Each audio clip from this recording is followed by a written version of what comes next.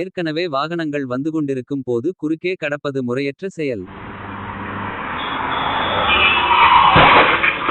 நாம் மட்டும் தான் சாலையில் என்ற அறியாமை நினைப்பில் வாகனங்களை சாலையின் குறுக்கே இயக்குவது தவறு. பேருந்து வருவது தெளிவாக தெரிகிறது. பிறகு ஏன் உள்ளே நுழைய வேண்டும்? ஏற்கனவே அச்சாலையில் வரும் வாகனங்களை நின்று கவனித்து பாதுகாப்பை உறுதி செய்து அதன் பின் கடந்து செல்ல வேண்டும். இருசக்கர வாகன ஓட்டிகள் கவனத்திற்கு. எந்த வாகனமும் புறப்பட்டவுடன் 60 கிலோமீட்டர் வேகத்திற்கு செல்லாது.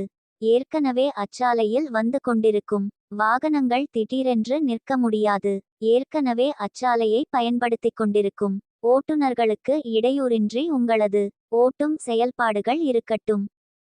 வாழ்க்கை வாழ்வதற்கே நின்று இரண்டு பக்கமும் கவனித்து வாகனங்கள் ஏதும் வரவில்லை என்றால் சாலையை கடந்து செல்லுங்கள்.